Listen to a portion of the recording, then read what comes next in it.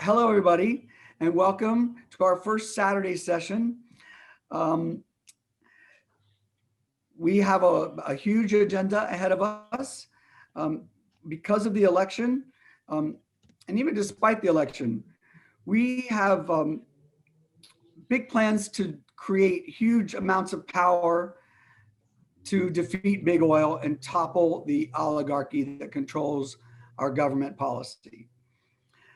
This is no small ambition, to say the least, um, but it's necessary to save our planet. I think it's important that we approach this as a matter of entitlement at this point. We are entitled to protect our planet from these corporations. We are entitled to stop their pollution. We are entitled to demand that the government take all the actions necessary to do so. This is an important piece for me. I've always felt like I was in somebody else's party or somebody else's movement or somebody else's cause, almost always. And it's taken me a minute to realize, no, we represent the earth. And and she needs our voices. And so that's the goal we're on, to protect Mother Earth from 100 corporations or so. And to do this, as everyone knows, we have to build the political power. And that ultimately really means unity. Unity is a strategic imperative, and it's sort of a moral imperative. And it's the fundamental challenge that humanity faces. Can we unite to save ourselves from this disaster? Or will we be unable to unite and continue in silos and bickering among details while the planet burns? And this is a fundamental question of peace and really of peace. Can we put aside the things that make us angry and make peace with each other as activists and among organizations for the greater good? And this will determine our survival. So it's not an insignificant question, and nor is it a simple challenge. Because if it were simple, we would already have peace on earth and equanimity. So it's challenging what we're doing at many fundamental levels. But today we start a new phase of this work. And we're going to tackle some huge challenges. We're going to try to draft a comprehensive, I'll take that back. We are going to draft a comprehensive climate bill together. It's hard for me to even just say it like that finally, after all this buildup and resistance to taking on that task. But we're going to draft a comprehensive climate bill together, and we're going to build a grassroots network and formalize that together. The other piece is that we want to get the major greens and organizations to do the similar things and at that scale. And we'll be working to facilitate and be part of that level of activity as well. As we talked about in the beginning, the Democrat control of the Senate changes everything. It creates an opportunity that we've been dreaming of for several years to pass major comprehensive climate legislation. There will be lots of initiatives and lots of bills and lots of approaches taken by outside organizations, by the administration, by Congress. They will all be moving in the right direction. And we will be interfacing with all of those efforts and supporting them, hopefully, with our current action team, keeping abreast of what the hot topic movement is and how to engage our adopted district network in that effort, those efforts. And simultaneously, we will be bringing a much needed outside voice and perspective to the policy agenda. It's pretty clear that there will be a focus on federal funding initiatives on a variety of fronts, and all of that will jumpstart a lot of very important work, and it will be critical, but there will be a hesitation to mandate things, and the timeline may be unclear as to how effective the immediate measures that they can achieve through either budget reconciliation or I guess essentially through bucket or through executive action. There will be limits to what can be achieved, they believe at this point, through those mechanisms. I don't know that there are the same limits necessarily. So that's the journey we'll be on together. My suspicion is that there will be a lot accomplished, and that there will be still a huge opportunity. So a lot will get accomplished in the next 6 months. And by then we will be well on our way, if not already at a comprehensive bill outline at least. And we will know what's being done versus what we think the scientifically based necessity is. And that will give us a to-do list that will take us into the rest of this year and into next year, with the hope, though, by the end of next year, we will accomplish a great deal. A lot of people think we can only do this with 60 votes in the Senate. If they think that's what's necessary, then my answer is, then okay, we will go get 60 votes in the Senate. There are a lot of organizations already eager to talk about the Senate. It's a little chicken egg until we have a bill to go down that path, but there will be current efforts that will require support in the Senate and among Democrats. And so we'll start to see the lay of the land as to what that looks like over time. So with that introduction, there is a ton of work to do now, and it's really going to be about digging into the details, the deep nitty-gritty of all the policies and all the proposals. And so I'm going to just stop for a second and take us through a little outline that I put together today to sort of present the overall structure of where we're going, and then to put together some of the content on the various efforts and then the workflow. So I'm just going to walk everyone through this. It might take a minute, but I feel like if we do this, we might more quickly get through some of the preliminary organizational and administrative types of things, so that we can, move as quickly as possible into the substantive policy and work that we need to do, which is really going to be extremely time consuming. So I think I shared my screen. Yeah, we're seeing it. Okay. People bopping in here. It keeps popping up on my screen. Okay. So the thought is to call this the Earth Bill Network. And this would be a formalization of essentially what we have now, which is this loose association of all these organizations and activists. So the time has come to formalize that, I believe, so that we can create structure and different mechanisms so we can expand, et cetera. And the wording that has always come to mind and keeps calling me back is the Earth Bill and the Earth Bill Network. So I've been floating that with our earlier meetings, and it seems like that was good for folks. So we're going to move forward on that if that's okay. I just put a quick mission in here statement together because I'm hoping that we don't get too caught up on these kinds of things, because it's really about the work we're going to do together. But I put in here to forge unity among civil society and activists and work together to pass national climate legislation. It's very general, and it gives us the room to do everything we need to do, but makes it clear that we're trying to work on unity and then federal legislation. Under the legislation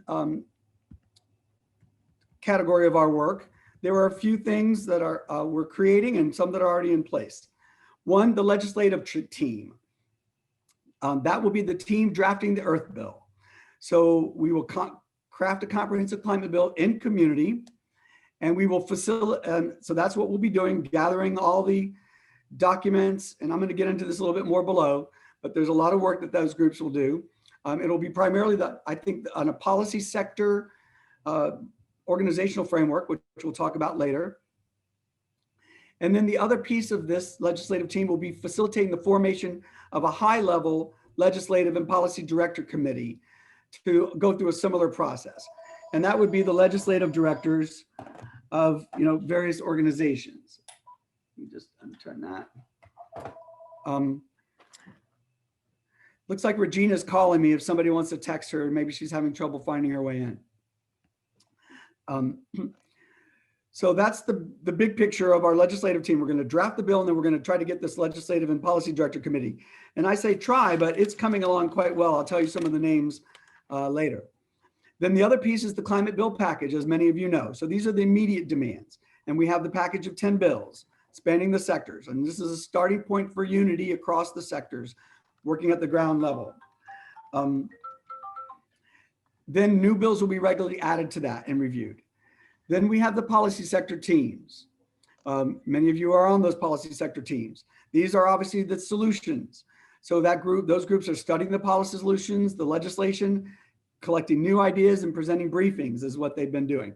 That will continue in that vein. And I think just the existing ones and people who join the new ones will just be the extension of the policy sector teams. We can talk a little bit more about that, but I think that's what's crystallizing. And then those policy sector teams will also conduct outreach to policy and advocacy organizations and help us identify those. And the new piece that we're adding is a current action team. And this will be focusing on daily movement and demands. So they'll keep an eye on current moving legislation and administrative actions, keep us all briefed, and then hopefully coordinate with other key groups and Congress to get them to brief us or to make sure the information flow is coming from the inside to the outside. So that's one big segment of our work, legislation. The other big piece is coalitions. So we're creating today a coalition team. If you signed up for that, that's what it is. I think that was supposed to be the second meeting, but we're sort of doing them both together. So this is the team designed to build real political power. So we're going to talk about that team will develop principles and agreements for our Earth Bill network, which we're going to dive in today. And then they would also facilitate the formation of a high-level coalition of coalitions. So certain people will help work on that. And that's just identifying those coalitions, contacting them, et cetera, so that they will form their own process and work together. The adopted district team, everyone knows about it pretty much by now. This is the ground game. So establish lead organizations and activists in all 435 congressional districts. Everyone understands that basic idea. That's going quite well, actually. And there's a meeting on Monday. That group will start meeting separately, it seems like, on the second Monday. And those adopted districts are then charged with building many coalitions within their districts across the policy sector to work together on legislation. So communities, another big piece of coalition, strength and unity is the real message here. And we have our network partners, and we'll formalize our network partnerships after we get through, forming. But we will welcome all local groups and activists. There are already over 70. It's not like, I don't know the exact numbers, but it's closer to 100 local organizations and activists nationwide beyond that. And then there are several national organizations and coalitions that are already in our, in the team, and we'll be working at that higher level. The faith team, you're all familiar with it. We're going to continue welcoming those leaders. Indigenous team, art team, and then the policy sector teams, which you're familiar with. I actually don't have a quick list of all of them, but we can go into that in a minute. But they're all there, and we've been adding new ones. We've added plant life, animal life and plants, wildlife and plants. We've added local and state, and their needs out of the federal government. We've added earth rights, which is about, giving the rivers and other entities of nature protected statuses and rights. We're going to be diving into all the corporate responsibility laws and the principles for responsible banking and others. So there'll be a sector on finance and corporate rules. And so it's very exciting. That is all growing out. And then all the policy sectors that we normally have. So there are some key links at the bottom of this document. This document is everyone to have, of course. It's the team leads contact sheet. And that takes you to the list of all the leads point people on all these teams and their emails. And so that's really the directory of everything. Then the digest, of course, and then the sign up form. So let me think. So I think I'll just keep going, believe it or not. I know it seems like a lot, because then the next piece is interactive. And there's a a copy of this document at the bottom of this document where you can go and make comments right on the document if you want to. And then we're going to discuss it, of course, as well. So that's the general overview of how the network is structured and what the various roles and responsibilities are. Now I'm going to dive a little bit more into the actual creation of this network. A network, coalition, whatever you want to call it. This is intended to be the grassroots network of, our existing alliance, really, of everyone, all of y'all, really. So this is for us to create our own organizing structure. So there are a variety of pieces to this. One is the process, which is everything. I think process is really where you need the agreement. Principles, of course, as well, action agreements, and community agreements. So I'm going to jump through these, and in the meantime, I'm going to put in the chat. Oh, I don't know if I can do that at the same time. At the bottom of this document, there's a link, and it says comment or brainstorming for these for this part of the conversation. If somebody could click that link and put it in the chat for me, that would be great. So it's at the bottom of this document that we're looking at, which I sent to you all. Oh, I should have put this in the chat as well. So anyway, those two links at the bottom of this document can be put in the chat. So first thing is process.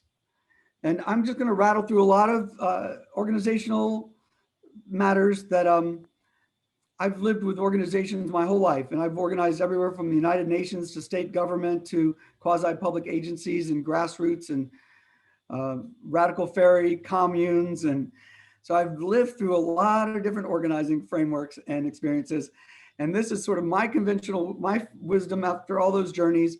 But I also started studied collective impact recently, and then also co-op and co-ops. And when I looked at the co-ops, I saw that many of these things meshed. So these co-op concepts, so I've just put them all here merged. One is process. I'm starting with process because that's everything. So there are themes here. I didn't make these up. They come from another context. Communication, consultation, consensus, and compromise.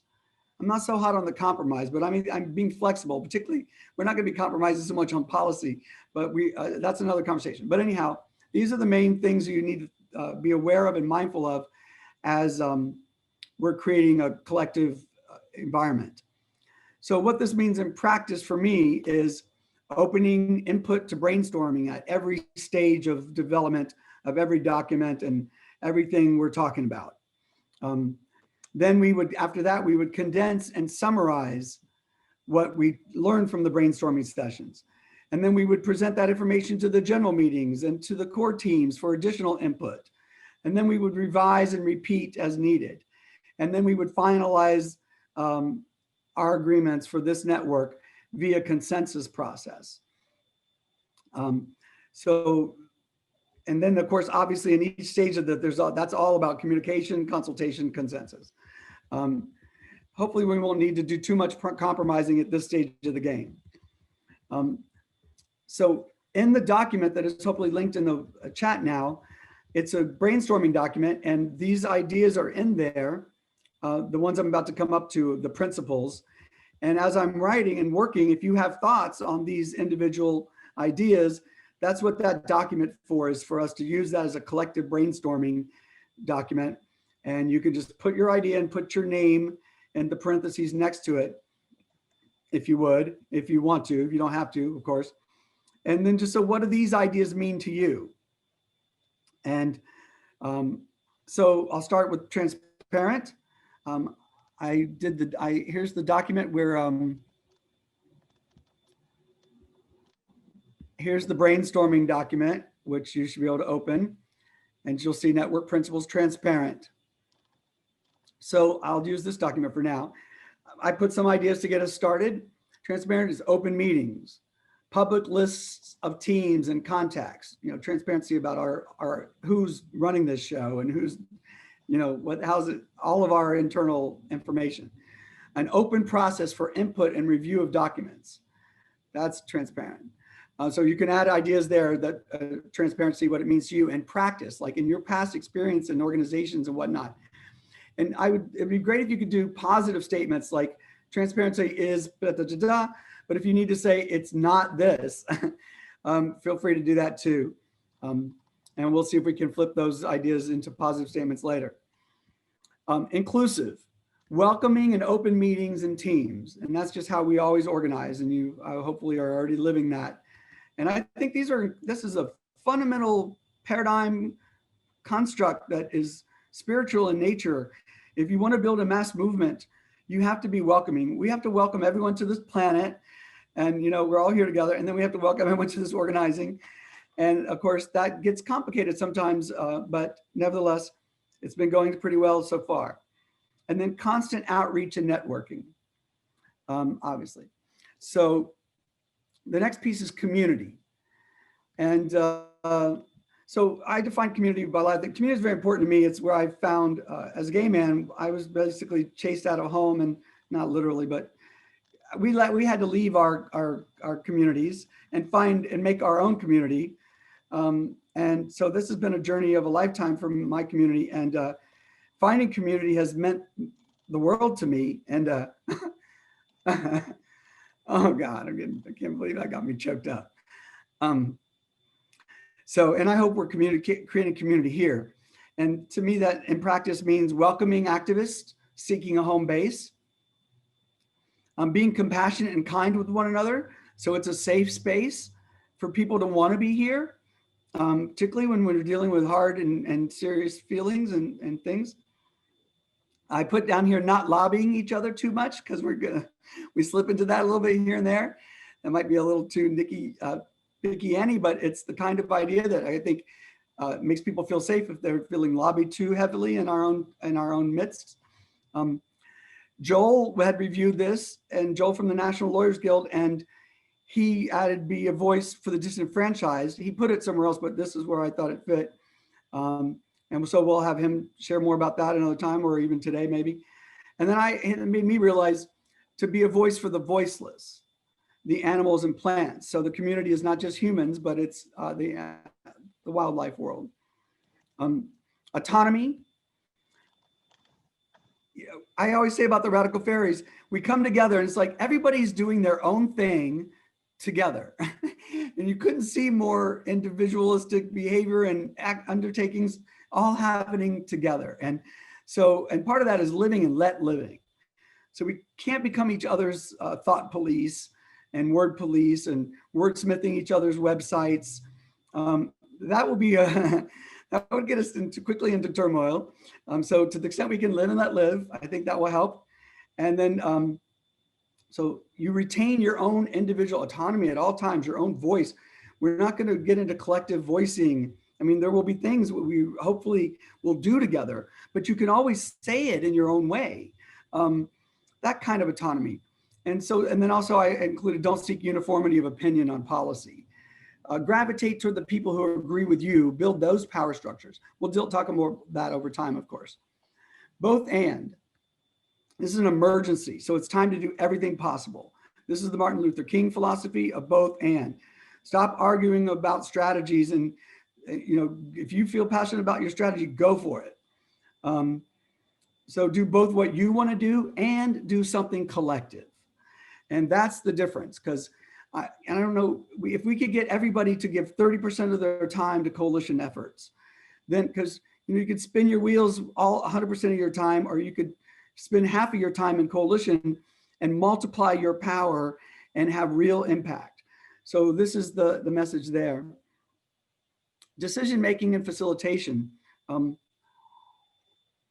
It's very important that we think of ourselves as facilitators, unifiers, bridge builders, because this is the task at hand. It doesn't matter what we think about policy. If we can't unite for enough power to force Congress to do it, it's academic.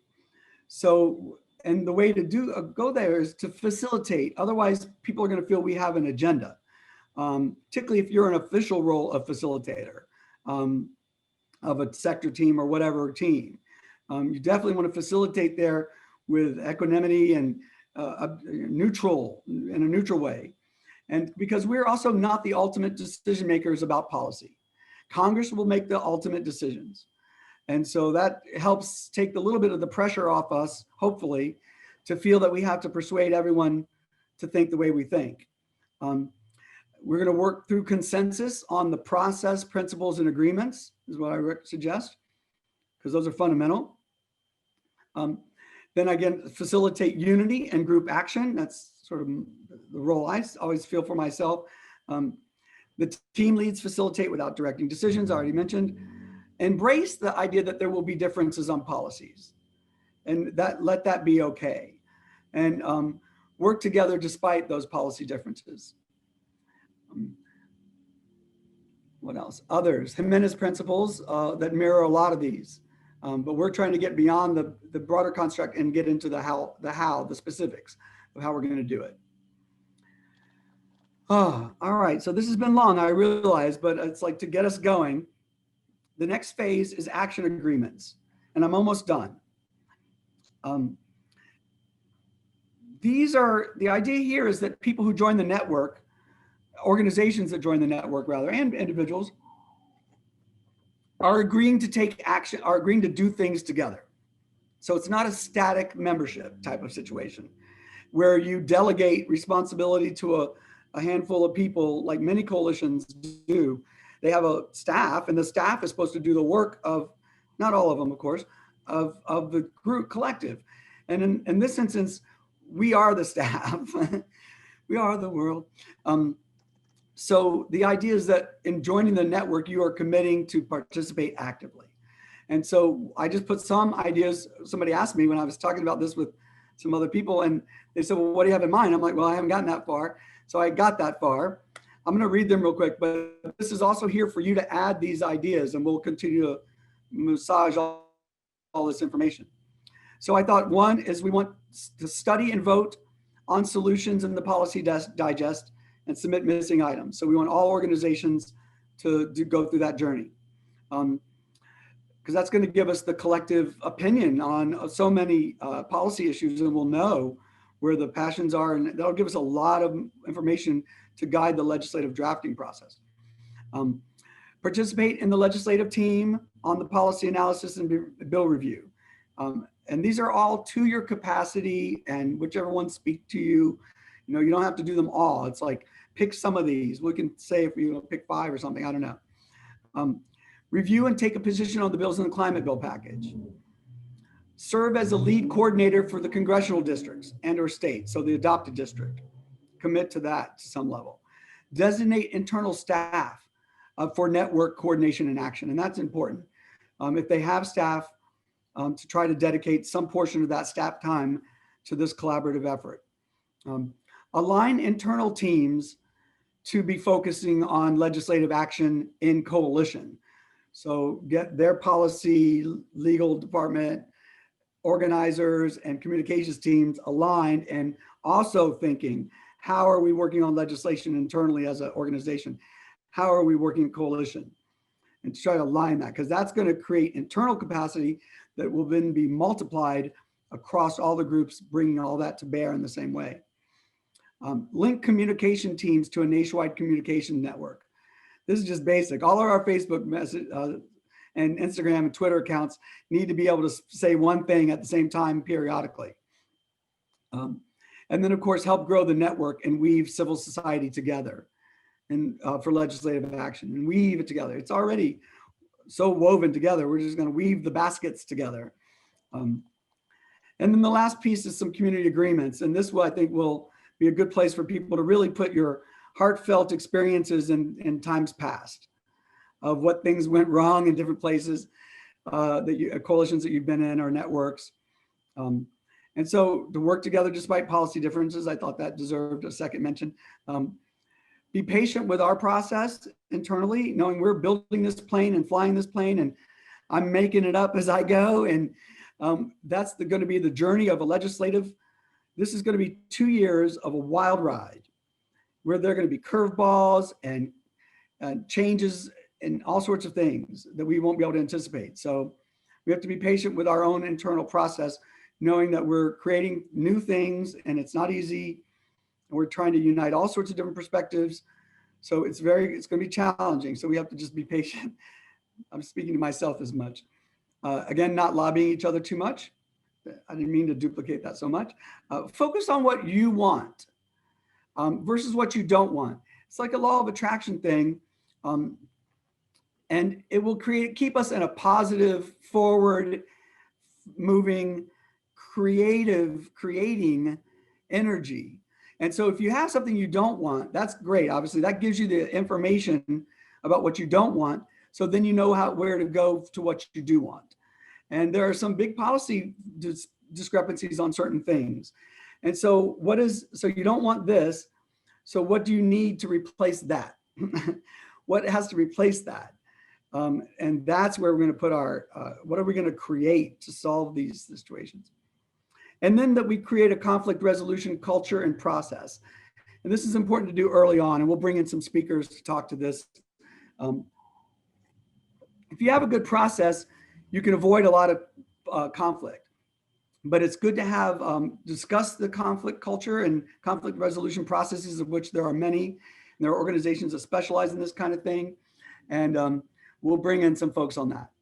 So that's everything on the brainstorming session and on the Earth Bill Network. Is there more? Oh God. There's one more thing, and I'm just going to keep going then. This is the legislative team that's going to come together to craft the Earth Bill. So if you're on that team, here we go a little bit. I'm not getting as deep into this one. So the structure is going to be basically the policy sector teams. And the community teams is what I'm calling those: faith, health, those other indigenous, the community teams. So they will be, that structure, all those things will be the working groups essentially. And Tara will continue to be admin on all of that, on keeping the master list like she does now. Then we want in each of the policy sector, or each one of those teams, we're calling everything a team now, make it easier, teams. We want somebody within the team to agree to be the administrative lead, meaning that they will keep the list and keep track of all the members in the group and meetings and all that jazz. We want somebody to be the legislative team, meaning that they're going to be responsible for being the conduit for all the policy information and bills, and just funnel all that input through one person into the legislative work from your policy sectors. And then one person to be the coalition lead. So all the outreach and groups and coalitions that you're identifying and collecting, all that will go through one person. So that way all policy sector teams will have those three functions: admin lead, legislative lead, and a coalition lead. So among yourselves, obviously pick those. There will then also be a legislative directors and policy team.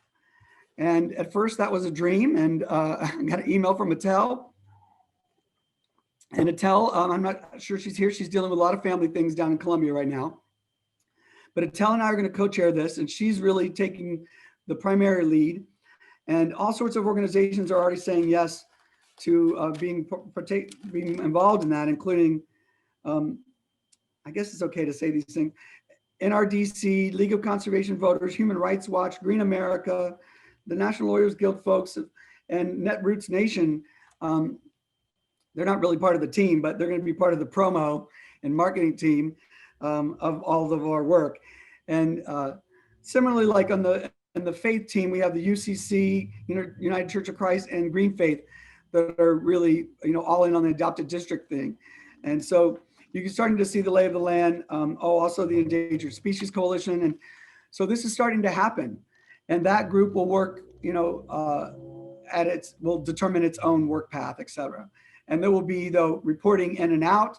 And hopefully the materials that we're going to be creating are going to be of use, and there'll be a give and take, hopefully, between these two processes.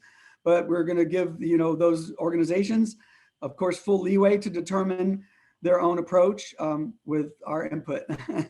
I'm hoping that our approach will be a model for theirs, but there may be other concerns that they have to address, like confidentiality on some aspects of things. So then the work approach. It's occurred to me, I've sort of come full circle on this and thinking about it, that the Climate Crisis Policy Digest is the starting point. It's got all the solutions from all the groups. So we're going to use that document and that outline as our working outline and starting point. Get all the groups that are coming into this conversation to vote on the various bills, and we'll make the back end of that transparent so everyone can see the positions of every organization, or maybe in the conglomerate, perhaps, at least in the conglomerate. And that will give us a pretty clear indication of the lay of the perspectives on policy, which will inform the drafting of the outline of a bill. Then we're also going to be collecting new documents. As you all know, we've been doing and people are submitting them. There are new documents on FERC coming in. There are all sorts of interesting documents with groups we've been talking to coming in already. The focus here is on documents that relate to policy pieces, of course, but then also sort of the coalition asks of the administration, and to the extent that there are coalition collective reports on what they want to do going forward. Some of them are going to be new. We want to get all of those. We want to continue to identify the missing parts, which we've already begun in our process, but now we're really going to get into it. And the big piece of this is the how. So a lot of it is like goal-oriented objectives, but how are you going to build 100% renewables? What government agency is going to do this? And how is it going to work? And where are those plans? And where are those advocacy organizations that have these plans of how we're going to go 100% renewable? And what do they think needs to be in legislation, for example? That's just one example. The how is missing in a lot of places. So we'll be looking for that element. Then we'll continue to compare other bills in the coalition policies on a document. It's the same document that you've been working on for the policy sector teams that had the House. I'll show you that document. You've seen it before, but I've rearranged it a little bit. I put the digest on the left. And Greg, if you could lock the digest, the first two columns down, so that they're not movable or touchable, and then all the rest can be, and that way, as you come into here, you'll see we'll add new ideas now, a section for new ideas, and then new documents as they come in. And for example, there's going to be the Thrive Agenda is going to become a bill. There are other big things that groups have that are going to come in here. So we'll continue to digest all of these documents against the policy digest. And this will be the lay of the land for one column down the road will be, policy language for, or at least here's what we're going to do, an outline of, what the bill is going to contain. And then the next frame down the line, a few months now, will be legislative language, probably, maybe on a different sheet, but the same idea. I clicked something by mistake up here, resume share. What does that mean? Okay, there we go. So back to the list. So that's where we're going to continue to do the labor of the comparison of substantive policy analysis. And so we'll conduct outreach to other bill leads, groups that are drafting these other pieces of legislation. The policy sectors will do that, or maybe generally, depending on how big they are. And then by April, maybe we could have a bill outline.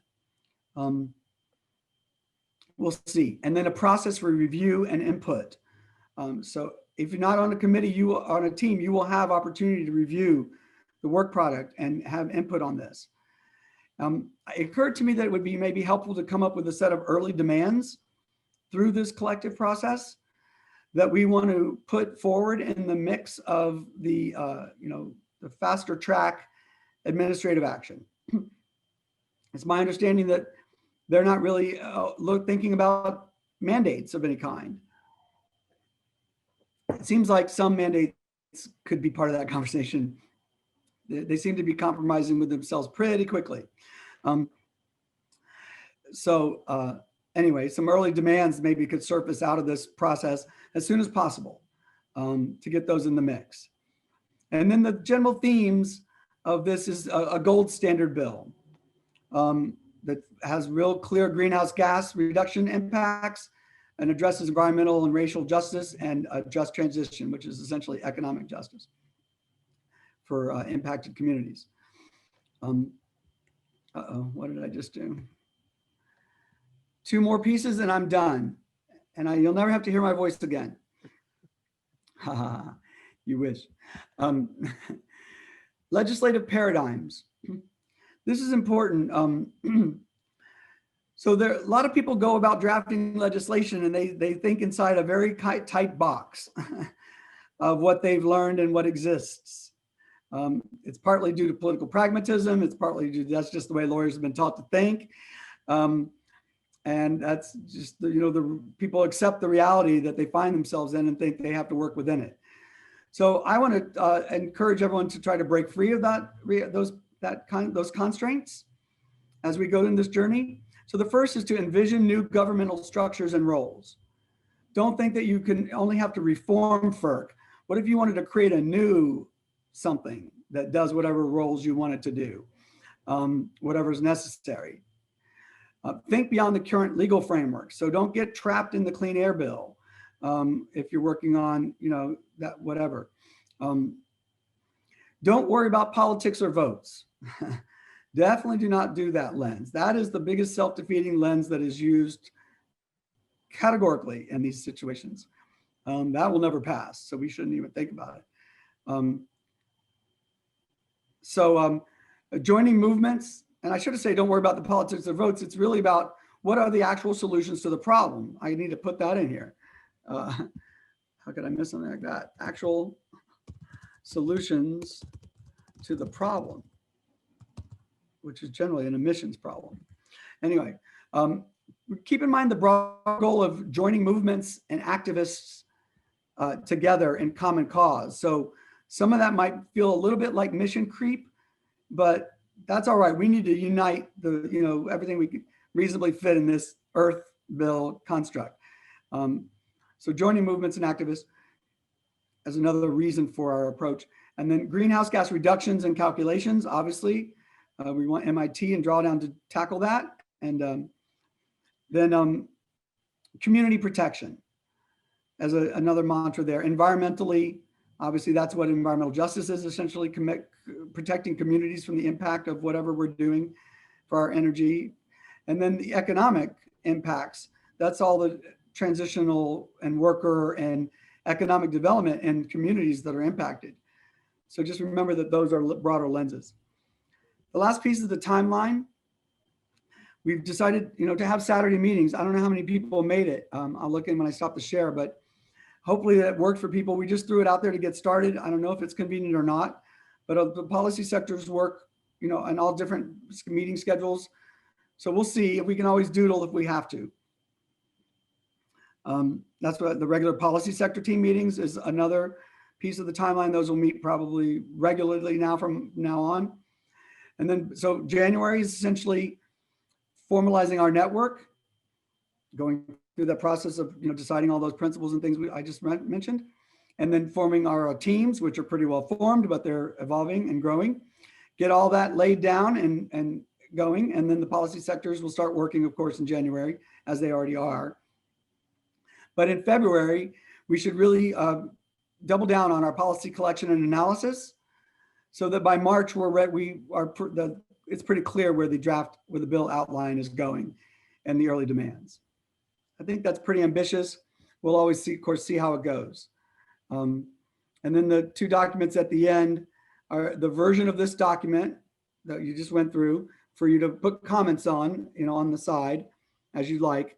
And then the brainstorming document that we have there for everyone to input your direct thoughts on all of these topics.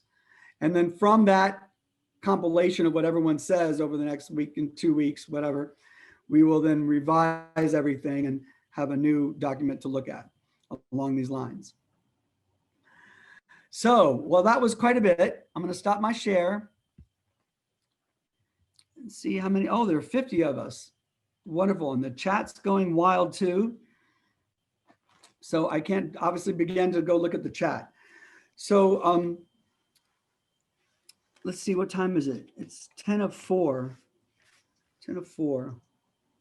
All right, so I was planning for us to talk first about our own network, our own network. So the principles and this is the approach. We're going to talk about that. So why don't we take Stack for a little bit on, and we're not going to be generally, we'll have to figure out the flow of our meetings going forward and the other meetings as well. And we're going to come up with, structures for those meetings and report back systems for all of this work to those meetings. And we might eliminate one of those meetings. And so we'll see. But I think for now, we'll just keep these. Today, we're probably going to stick to one meeting. And then depending on how long it goes, we'll take a break and then talk about the legislative work. But really, the legislative work is not really going to get started today as much as the discussion of our own network and just feedback on everything you've heard, I think is really probably what we should do today. But with 50 of us, it's tricky to manage meetings. That's why I created the online document for your substantive input. And I don't really have, the perfect way to proceed even here today. And of course, after this, it'll be working meetings. So it'll be much clearer what we'll be doing. It won't be so complicated. But all right, so I didn't ask anyone to help me with Stack. I can do that, Todd. Okay, so if you could put your name in Stack. Well, Lisa Petrel has her digital hand raised. Okay, and you can also digitally raise your hand. And Yep. So I guess just, anything you want to say really on these, as focused as you can on this, obviously not talking about policy content today. Yeah, go ahead. And the idea would be to focus as much as possible on the approach, the process, and that we're going to take to discuss these principles and agreements, because that will be what we do over the next several weeks. So we're not going to figure it all out today by any means. But thoughts on those ideas are, of course, is welcome. So, all right. Okay. Go ahead, Greg. You Lisa? handle Stack. You can start with Lisa. Okay. Thanks for going out there and putting a lot of thoughts on paper and the Earth Bill document and keeping as reference, the digest and the list of bills that was done last year. That gives us material to work with. Love the idea of being able to hash some of this out by editing a document. One step that's been overlooked is that document is not currently editable. We each have to request edit access. I've gone ahead and done that. Other people will need to do that too. So you can answer and give us all access and we can start talking on that document.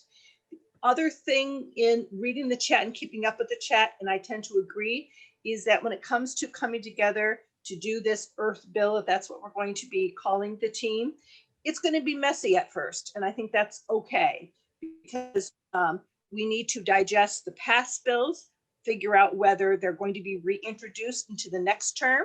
If they're not, no reason spending any time with them. They're not going to get reintroduced.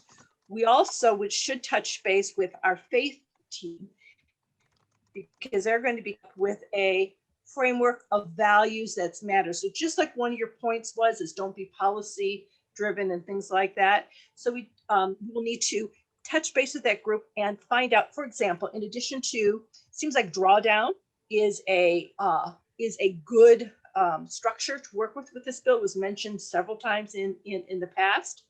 I myself would also like to bring in some of the values of the Green New Deal so we stay sensitive to some of the values that the faith group and other progressive groups are sensitive about.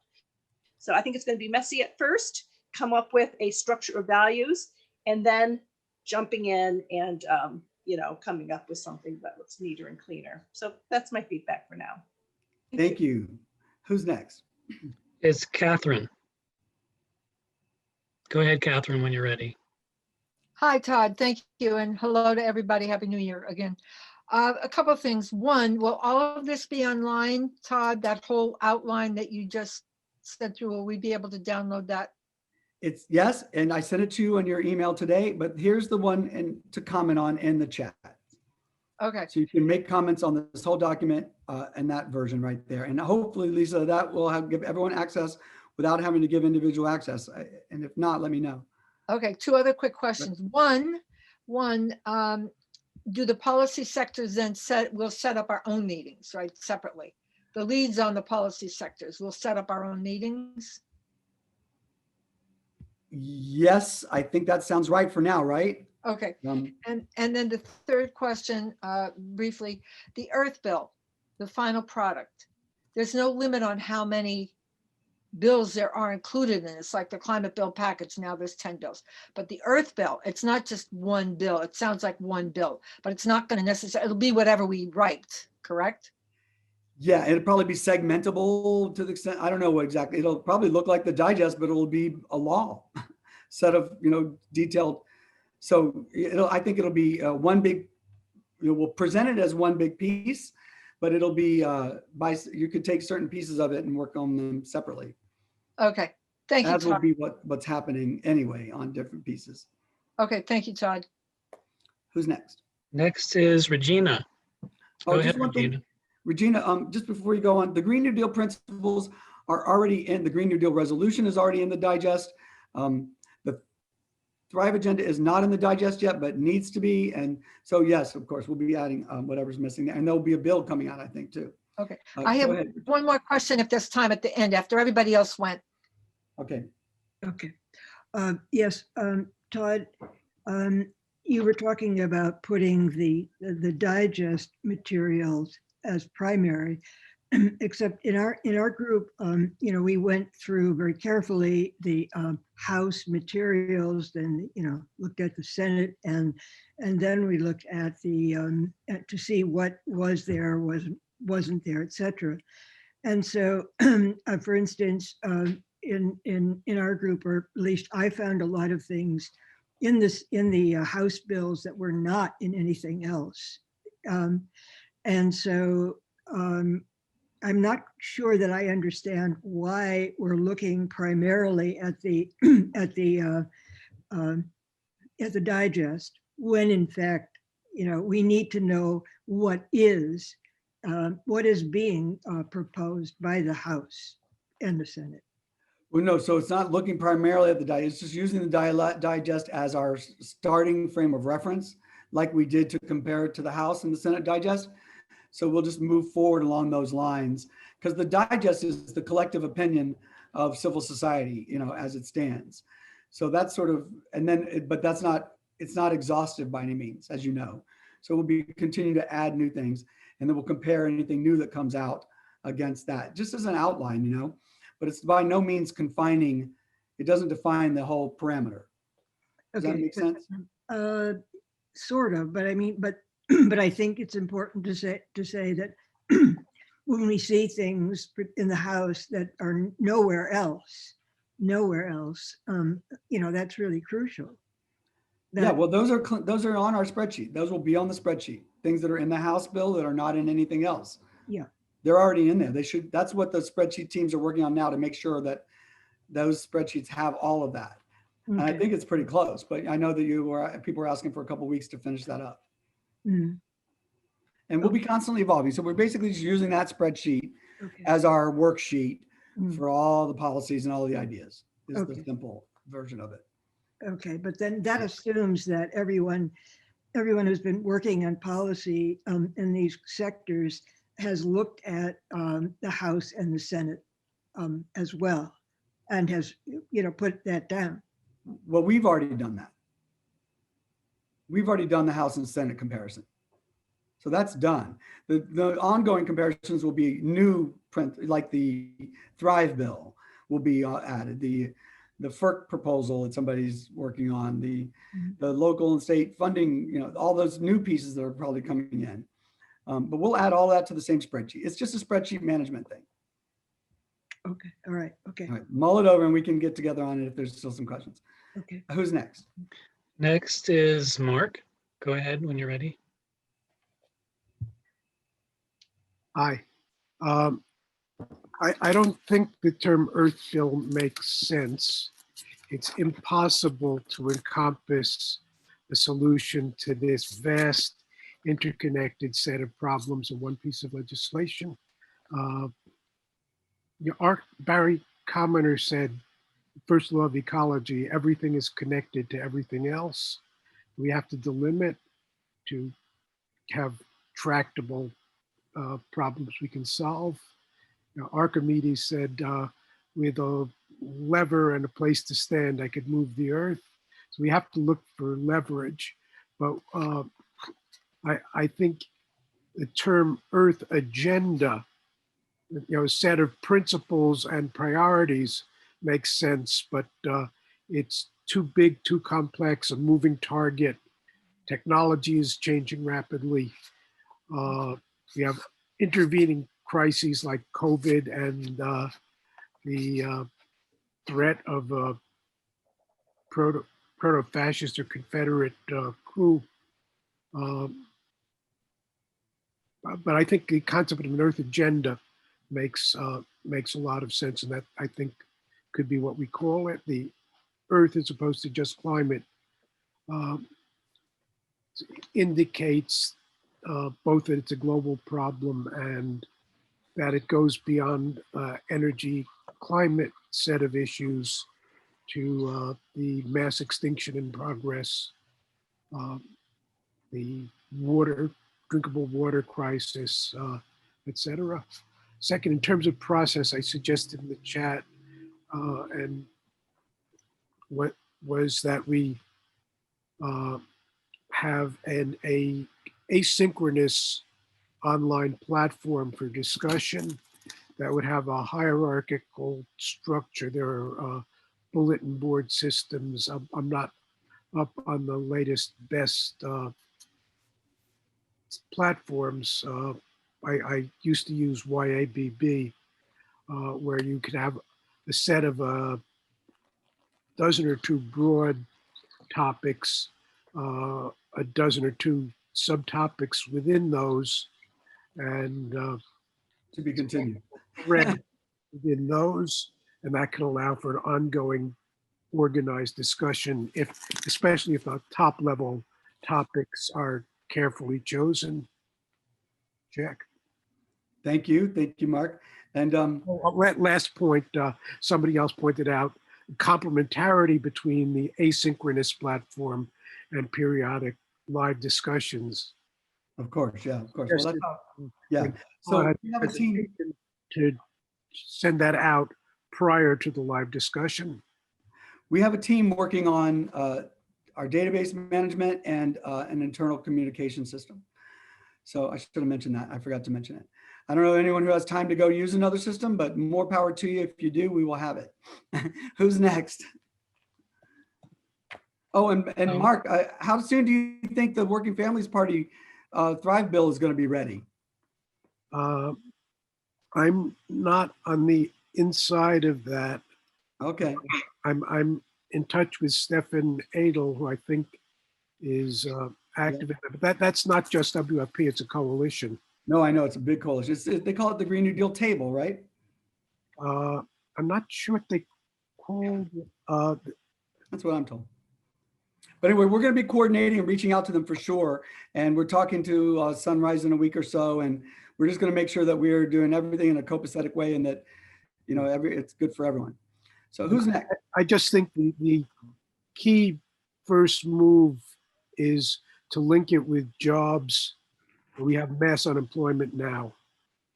So link it with jobs, infrastructure. And Right. But Mark, that's what that it's done in a green way. That's what the administration and the insiders are going to be doing right now. So we're hoping to get that agenda item strategy from the existing organizations, because everybody's going to be doing what you just said. Yeah. And so the pieces of it will move, money, mostly funding. We'll see, but we can compare it against the gold standard as those things mobilize. And that'll be part of the current action teams keeping abreast of those movements. All right, let's move on though, so we get everybody in. Who's next? Yeah, next is Tara. Hi, I think I might, well, I would like at some point to revisit sort of what we do with pieces of legislation that we are not so keen on, or that we cannot come to agreement. I know that there's a way of saying, like just we won't be in agreement on all of them, but we might be able to give people an answer, like if we're not going to be in agreement on something, it won't end up in our platform. or it will not. And because that's, I think, what a lot of people will want to know when they're coming in from specific organizations, if they're really pushing, you know, if the Working Families Party has the Thrive bill and they say, well, will you help push for this?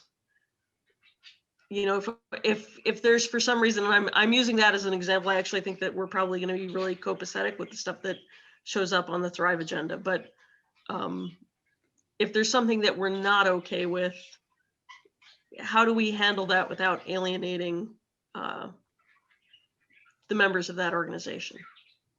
Well, so, okay, this is one of the eternal dilemmas when you're coalition building and working together. Do you start with the most intractable disputes and, you know, or do you work to find your common ground and then over time identify the points of contention? And then once you've built, you know, relationships and a foundation of understanding and a common, you know, process, and you've been living through that process together. So this is a macro issue that I'm always be keeping in mind as we venture into what is already complicated territory. There's a reason why the common movement is not united. There are reasons why there are factions. And so, you know, the approach is to build community, approach it through education, mutual education and understanding. And we will not be at the point of making hard decisions, maybe never. It could be that we end up with, okay, this group of people want this and this group of people want that. So I don't think we have to reach consensus on policy. And as it is, not all the local groups are advocating for the same bills. And some will add new ones more when they go in that are not technically part of the package, but we're not worried about that. If you're part of the team and you go to the lobbying thing together and you want to pitch your bill, pitch your bill. This is not make or break things, but this is a longer term. This is an important topic, Karen. I've gotten your emails on it.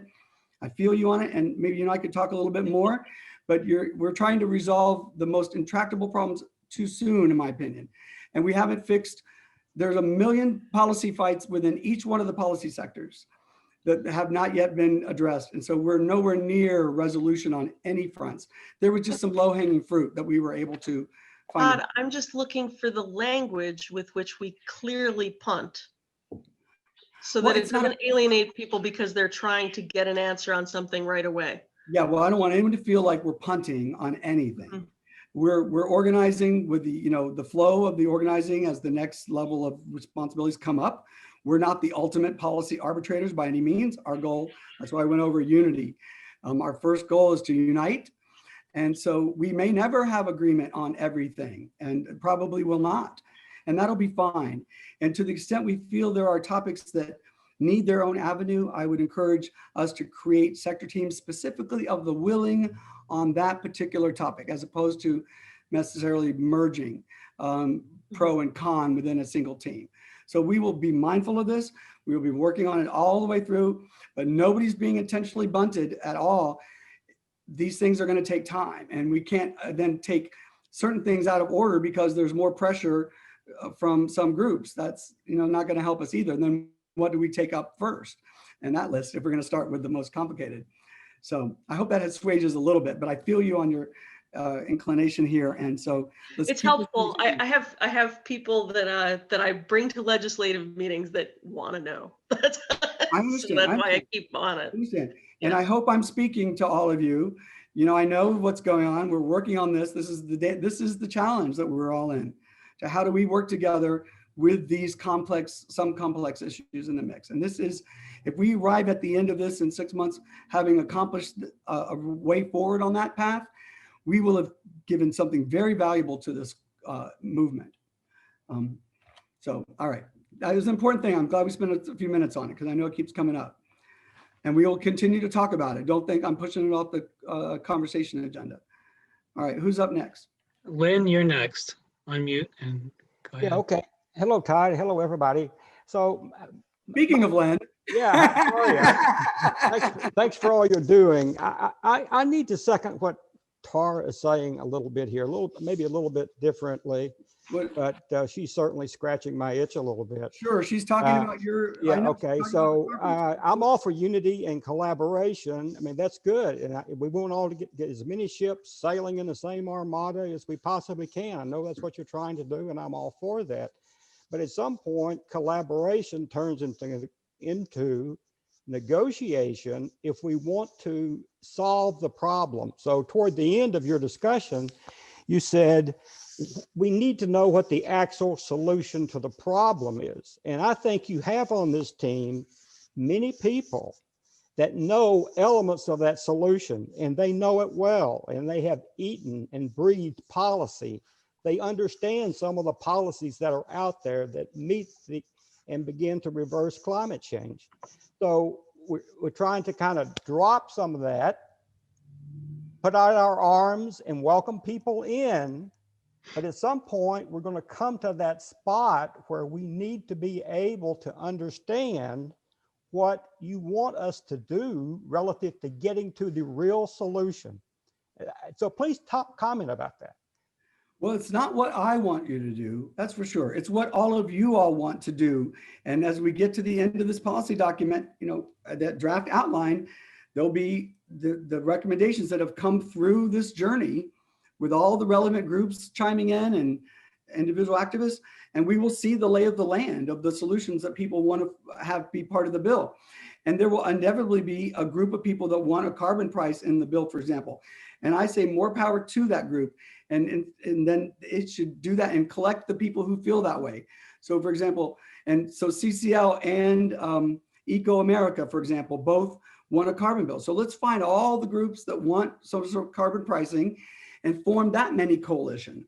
So we're uniting, find all the groups that are anti-nuclear. And we're already doing this in the electricity sector with Catherine, and we're going to form them into a coalition. And similarly, so unite the willing and build your power base among the willing. And that will be the force that you go to Congress with. And we don't have to negotiate among ourselves and pick winners and losers, because what we're doing is just amassing everybody into their camps, with specific demands for their camps. So, and then at the end of that, you will have a camp and you will have your policy. Maybe it will be your bill. Maybe it'll be some new bill. Who knows what's going on? And Mark Reynolds will hopefully participate in that process at the legislative director or Jerry. And, and I don't know that we'll ever get Food and Water Watch and CCL to agree about these things. Yeah, exactly. So some of those groups, CCL, you mentioned, they are marching ahead regardless of what this organization does. Oh, and everybody should. Okay, exactly, in some regard. So what is the value add that we have unless we're trying to determine what are the bills, like the 10 we already talked about, and other things that we want to add that are perhaps more core to solving this problem? If this organization is not trying to filter that and communicate that to others, I don't understand the value that we bring. Well, I hope we are filtering it and bringing it to others. That's sort of what we all do. That's everything we do. We bring and collect the information in the database. We hold endless educational forums. We're teaching everybody about the substantive policy. And now we're conducting our own in-depth policy and solutions analysis to draft a bill. That's our value added. But I understand. Okay, thank you for your comment.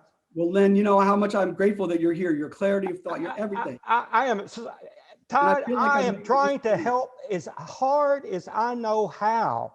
And I'm trying to understand and put myself pushing the wheel as you're describing how you want it to push, because you're doing great work, but I'm having difficulty understanding how to push. I just don't know how to push to help. I understand. I hear you on that point. And I think the answer is, and I've had to struggle with this thought myself, and because I understand what's going on here, of course, and this is the crux of the challenge, the real crux of the most profound challenges we have. So it's not an easy fix to this, and it's not an easy solution or way even forward. So my latest thought is that it would be better if the like-minded people on carbon pricing formed their own team and built out that coalition and worked among themselves to agree with, to build solidarity within those groups that feel the same way about it. And there are a lot of them, Len. This is like one of the leading thoughts in Congress. You're not alone. Okay, I'd just like to make one more comment and I'll be quiet. The House, the Senate, Biden, IPCC, there are so many people that have said the North Star relative to fixing this problem is zero carbon dioxide emissions by 2050. It seems to me that this organization should pick that up as the primary North Star that we want to guide our work. And if we're not willing to pick that up and say we're not going to negotiate that away regardless of unity, we're going to come up with a solution that's not going to solve the problem. Well, all right. So the digest already has many proposals on those lines with much shorter deadlines. So that is part of the conversation. And we're just not done with the conversation that we just started 6 months ago, that other groups have been doing for decades. And we're 6 months into it. So a little patience on our journey. If by the end of May, when we have an outline of the bill, we're still having this conversation, then I haven't done something right and we didn't get there. So, but I'm committing to try to get us there. So let's just keep talking, and let's you and I please have private conversations about it. Thank you. Thank you. My pleasure. I'm so glad you're here, Len. I understand how you feel. I do. All right, who's next? Nathan, you're next. Go ahead when you're ready. Thank you. So my comments focus on transparency to appreciate that emphasis mentioned earlier, then also legitimacy and flexibility. So a way to tie those together is if we talk about teams or if we talk about priorities, I think if we have at the end of the list something to say other, it may make it so that as good as that list may be, it gives an opportunity to have something added and the voice of the people to be reflected, and then whatever is inputted there to be shared. Because for legitimacy purposes, I think referencing where these lists of priorities or teams come from, because as good as they are, maybe somebody or some other groups will have great ideas that don't fit perfectly within those teams. And the last point is just to also think about to not get too focused internally on the United States, because if we're talking about climate change, clearly we can't do it all ourselves in the United States. And so there are existing international frameworks. There are plenty of other countries that are trying to do similar things to what we're trying to do here. And I would just recommend that we try and pay attention to United Nations level frameworks along with best practices for what other countries are doing. Thanks. Thank you, Nathan. So Nathan, I hope you're on the network coalition team. Okay. Yeah, I think so. Okay, good. And make sure if you could put those thoughts in that working document, either on either one, wherever you want to put it. So make sure they're not lost. And in terms of international efforts, we already have the European Green New Deal has been digested, which was no small feat. It's quite a huge document. So I encourage everyone to go to the digest and read it. All 700 solutions across all sectors. You have to start with a general base of knowledge and then dive into the things that really speak to you. And the list of documents is helpful in that way too, because it's organized by source. So I think the international is a category. But if you just type in European Union or Europe, you should find it. And that's quite a document. And so it's already been digested. So that wisdom is already in this outline, as it were. And the European Union had some really strong mandates that were fascinating. I forget the details at the minute, but they were way beyond anyone was talking about in the United States. All right, well, thank you for being here. Who's next? Next is Stephen. Go ahead, Stephen, when you're ready.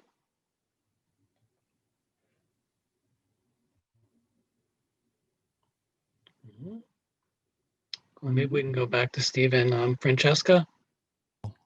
Oh, sorry, I was muted. Okay. I thought you said I was ready.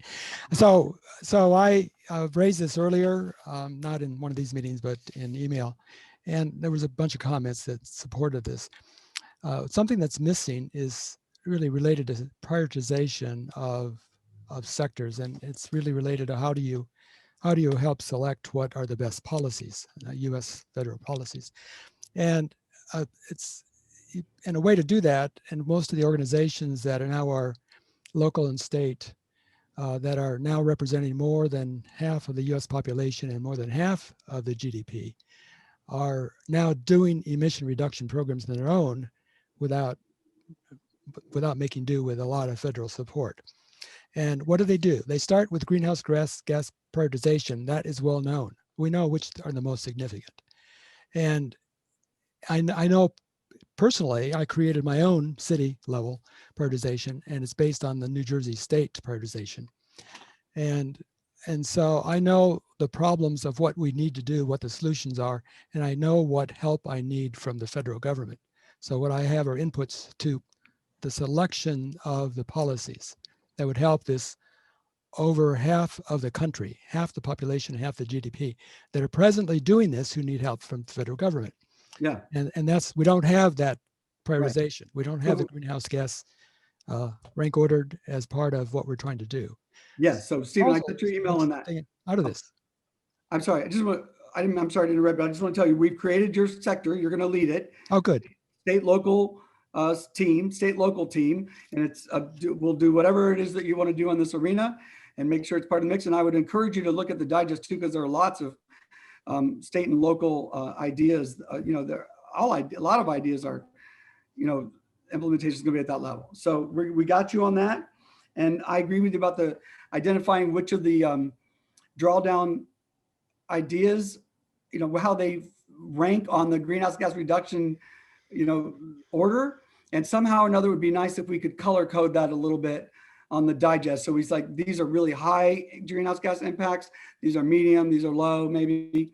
I don't want to discriminate against any ideas like that too much, but if we could color code that, it might be fun just so we can see the passion. So if you're on a policy sector team, actually, if you could, we'll figure out a color coding scheme, but you can just look at the drawdown book and it'll tell you the number. I don't think we use that same numbering system. So we'll fix this. We'll get into that. Thank you. Was there anything else you wanted to say? No, that's it. Thank you. Great. Who's next? Next is Francesca. Hey, Francesca. Hey. So this is actually, I want to say a little more. I was just going to ask a brief question, which I'll ask at the end, but I want to say, I highly recommend, I'm going to put the link in, I'm going to highly recommend that we all read Michael Mann's new book, The New Climate War, because it shows how many debates on the left of the climate, let's say in the climate action community, are actually being driven by a divide and conquer strategy from the fossil fuel companies. Like I was, Of course. like, yeah, but it's important to actually read the details. For example, carbon pricing. I mean, this is something Michael Mann, who is of course a leading climate scientist, he says it's absolutely critical. Yes, it has to be done the right way. But for example, the thing that I got all hot and bothered about, which was that climate bill that you could, prevent us from suing the fossil fuel companies in it. He said that bill is not going to pass, and that we should not get caught up in that we need to look at schemes for carbon pricing that do work, and they are out there, that aren't, and they will, and they've got a better likelihood of passing than that one. So I'm going to put the link in there because I think because that really comes to the idea of how do we build coalition? What are the things we're going to argue about and the things that we're going to find in that Venn diagram that we can all agree about? And I think that is really critical, and we need to come forearmed to understand some of the ways in which we get divided up as a climate community. And that division is very much like the Russian bot thing on the right. It really does affect us. So that's one. Oh, and I just want to tell everyone that he also said some new climate science is saying that if we do everything that we are talking about doing here, we can actually save the climate. It's not too late. Well, that's a helpful message. Thanks for that little beacon of hope. Yeah. All right. Thanks so much, Francesca. Thank you. My quick question is there a link for that spreadsheet that you put up? Yeah, you have to join the policy sector team, but I Okay. think we're going to make it public so everyone can see it. But I'll put it's in the network document that I just shared with everybody. It is, okay. Somewhere in there it says compare policy documents. All right, so who's next? It's definitely in that document, but we'll Jim. also be putting out through the policy sectors for sure. Jim is next. Go ahead and unmute. I just have a quick question. It's always quick question is, in the digest going forward, is there going to be some way to do a search on current federal bills since all of them died at the end of the last Congress? Yes, this is so the way it's structured, we don't differentiate between current and past bills on the digest because it's just really the content we're looking for. But we will be creating a current list as part of the climate bill package. So somehow or another, we're going to have to collect the most current bills and review them and, you know, talk about them to the extent we can within the policy sector frameworks. So, and we do need a list of the current bills maintained, and maybe the current action team could help with that. Is that something you'd be interested in helping with? No pressure. I might, but well, hopefully that would be a very arduous task. Who knows? But I know there's a lot of work. There's a lot of grunt work in all of what we're about to do for sure. And my hope is that the main organizations are going to get organized on that level. I've asked many different points of contact if it would be helpful if Congress could package their bills for us. It would be happy if the major organizations could package their legislative agenda for us, so that we don't have to try to do all this because it's a lot. well, Citizens Climate Lobby they'll package all the carbon bills, but that's the only ones they do. Right. Anything with the Good. price. All right. Mm-hmm. All right. Well, thanks. So if you want to help, Jim, you know, it's a great point. You don't have to do it by yourself. And, you know, it's just really keeping the spreadsheet updated as you hear about things, and then we'll discuss them. On the website, there's new documents. Click to submit new documents. It's on the website. So that's for all. Every time you hear about a new bill or a new policy report from, you know, an active group you think is really going to be germane to the current conversation, please put them there, and we'll be collecting them, and then we'll be redistributing them to the policy sector teams based on subject matter. And everyone, so who's next? How many people do we have on Stack? We have 4 that haven't spoken yet and 2 others that would like to speak again. All right. You want? And and then maybe people in the chat or in the document that you know where you're commenting could just indicate your support for various aspects or not of what we have so far in that document in terms of principles, agreements. I hope everyone's filling in their additional thoughts on that. But it'd be interesting. Maybe Greg, we could do a quick poll at the end of general support for the network outline and approach, or needs more, but it doesn't really matter at this point. Maybe it's premature. I was just trying to get some sort of general feeling on it, how we're doing, but it's maybe early. We'll do that at the next one. Okay. Next up is Margaret.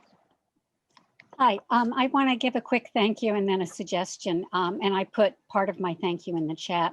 I've been tracking federal policy for 50 years, and one thing I noticed is a tendency to name bills with an aspirational, sometimes Orwellian name that sounds wonderful, and the nitty-gritty is completely the opposite.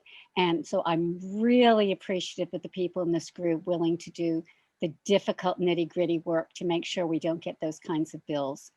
The suggestion I'd like to make, and this came up when there was a thread in the chat about carbon, is that maybe we could develop green papers or explainers, because when people talk about carbon pricing, it's not just carbon dioxide, and also carbon also refers to methane, but it's not just it's not always carbon-based heat trapping emissions. Sometimes it's their equivalent all translated into carbon dioxide. Don't want to go into the details now. The point is the details matter. And so maybe, and different legislation refers to different things. So maybe we could have a team that writes up explainers so that both legislators and people advocating for legislation can really understand the implications of what on the surface looks like terminology, but actually has significant impacts in the real world.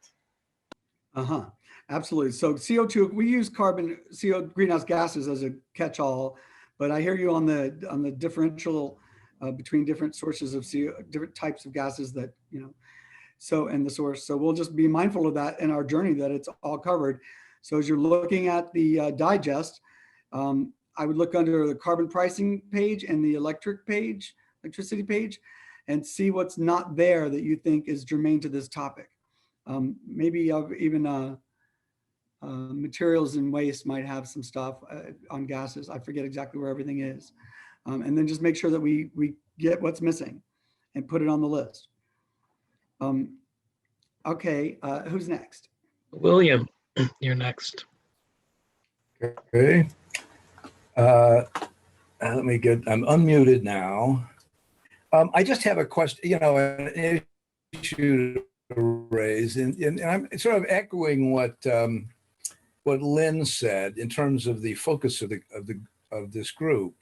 But Todd earlier sent around an article by Kanya and Kramer on entitled "Collective Impact," and it seemed to me to provide a rationale for the approach that we're taking with this group, which is building cross-sector coordination, broad-based coalition, as opposed to isolated intervention of individual organizations. But what was interesting about that article was that it said two things are essential for a group of this type, which is attempting to build a broad coalition, which is a common agenda and a shared measurement system. In other words, what is the goal of the organization around which all these disparate groups can be organized?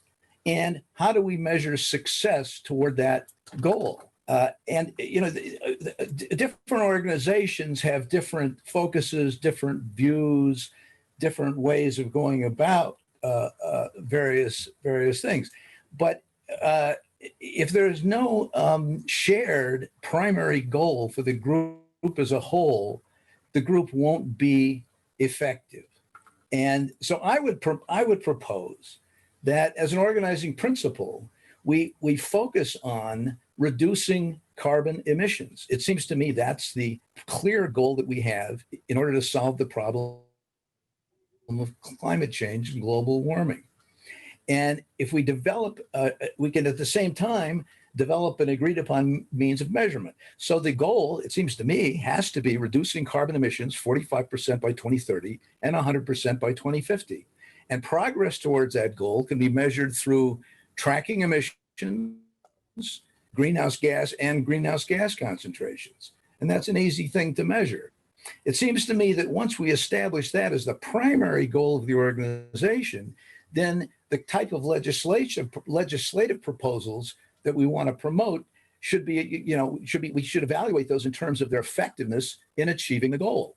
This doesn't mean that the participant organizations can't continue to pursue related or tangential goals, and they may have their own goals, but we'll give the umbrella organization, this organization, the focus it needs to be effective. I don't think we can be all things to all environmentalists. And I don't think we need to be in order to bring together a large coalition, as long as they are united in this primary goal of reducing emissions. Thank you, Bill. Thank you very much. And I think everyone agrees with you. That is one of our primary goals, and it's going to be the lens through which we evaluate the entire bill. The hopefully drawdown and MIT will be not only reviewing where we go, but helping to point the way. It's clear they have enough data points on enough sources of greenhouse gases to really say, if you do X, Y, Z here, or if you build this many of that, or whatever it is, without getting specific, we will have a shared measurement. Greenhouse gases will be a shared measurement. I think it's pretty clear. And the common agenda is unity and passing major federal climate legislation. The details of that, we are going to get as close to, we're going to have our own outline, And so that will become our collective agenda to the extent everybody shares it. And some people won't share all of it, but that will become our collective agenda in terms of specifics. But the big one is unity. I think that agenda, though, Todd, I think that agenda is too broad, too diffuse. That's the lens that we started really because it's a political power. You can have all the aspirations you want for policy, but if you don't have enough political power to pass it, it doesn't matter. So we're talking about building political power through unity as the threshold. 99 votes on a bill is not a passing bill or idea. And so we're so far from enough power to pass these ideas. The first step is building enough power. And that's why unity is the overarching and lens. But in terms of the specifics, greenhouse gas reductions, clearly the most important lens, and then EJJT, of course. So I agree with you. And the collective impact does say that. And I think we're pretty much working within those, that construct. Just might take us a minute to get there. My concern would be that the emphasis is too much on coalition building and not enough on focused goals and bringing a large group together around those goals. That goal, the goal is to reduce emissions and save the planet. That's our goal. Some people's goal, so but it is a core goal. There's no doubt about it, but it's not everybody's exclusive goal. So that's why defining it through that prism is sort of like if other groups, if that's not their goal, then they don't belong in this organization. No, they'll have that goal, but they have additional goals. So, and that's fine because we're looking. No, that's true. I understand that. They can have other goals as well, and they can pursue those separately. And if somebody wants a very specific goal, like only a CCL goal, then that CLCL is there for that. If you want to oppose CCL, you can go join Food and Water Watch. We have plenty of places and spaces where people can work on sort of very focused efforts. The magic trick that we're trying to pull together here is coming together so we will have cumulative force and making Congress act. The content of that act will be something we will have opinions on, but a lot of people will have other opinions. So we won't be able to define.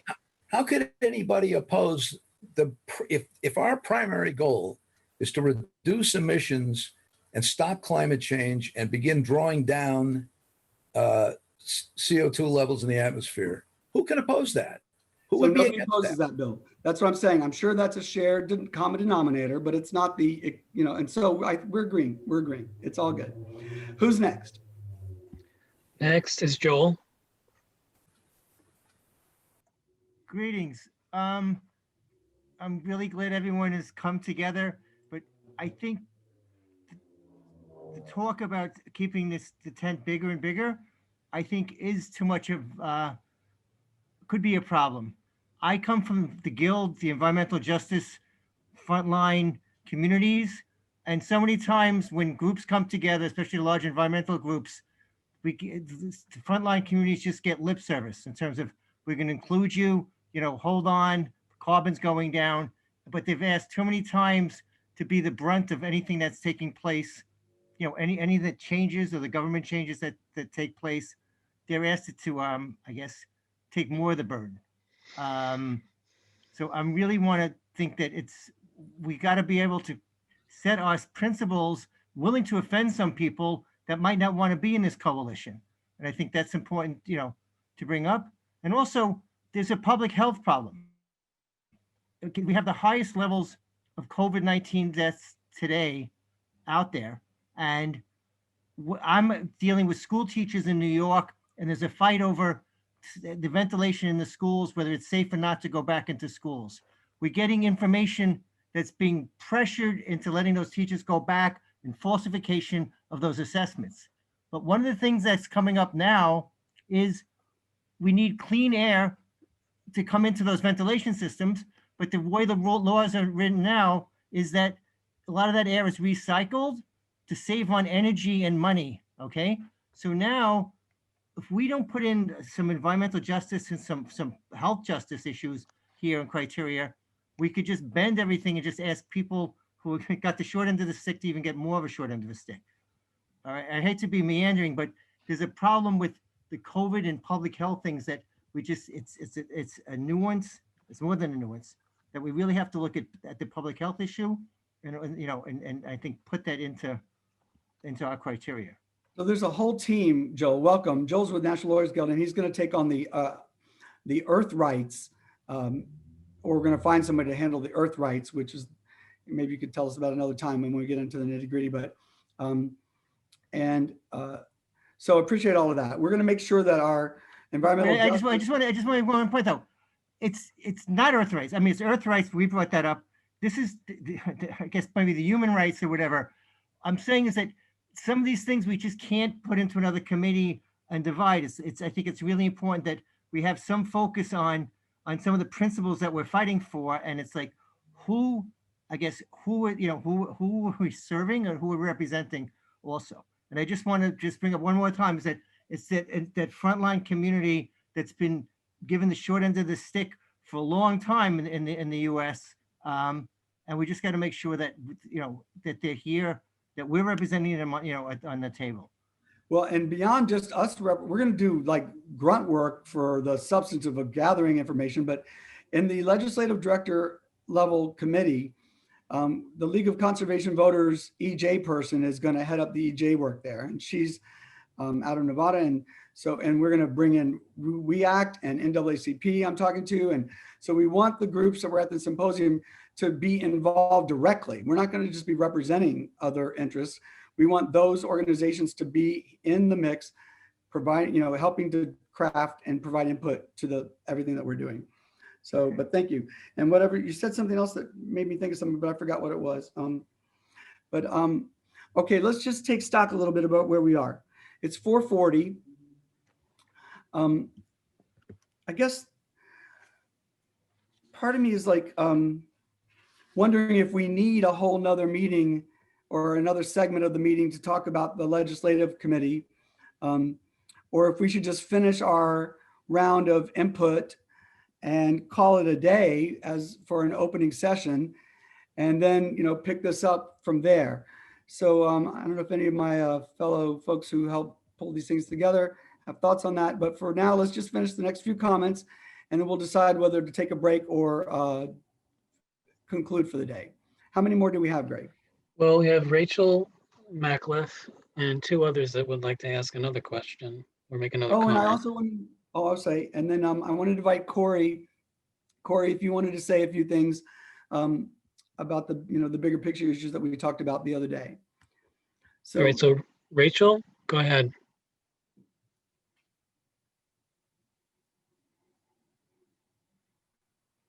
You're muted, honey. No. Yeah. All right, I did it. All right.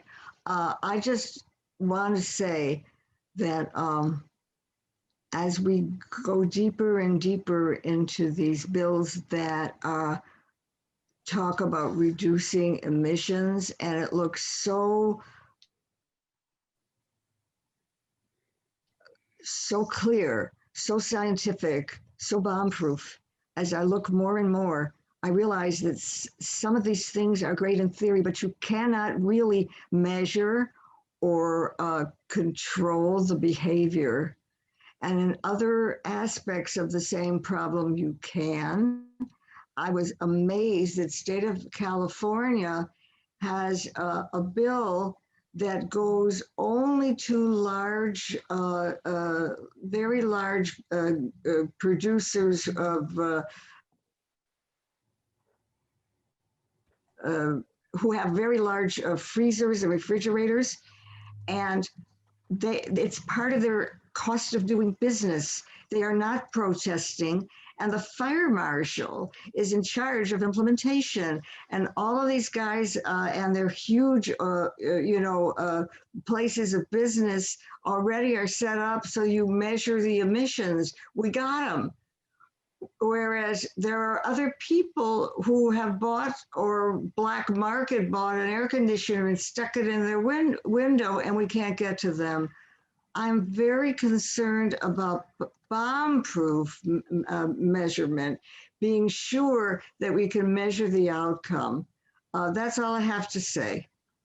Well, thank you, Rachel. And that's the nitty-gritty level of detail, of course, that the materials team is going to get into. And but thank you. Thank you. Who's next? Catherine, did you want to say something again? Yes, thank you, Todd. To answer your initial question, I do think what you presented to us today is very helpful, insightful, it's creative. And I was surprised at all of the inclusiveness and all of the ways of you encouraged us to have the kind of thinking that will help us establish the unification that we need. Two things just very briefly. I agree with some of what Mark said about us being, everything is so intersectional. All of the parts that we have to look at for actually saving Earth are interrelated, and we all know that to be true. And I also like what William said about keeping the focus on the greenhouse gas.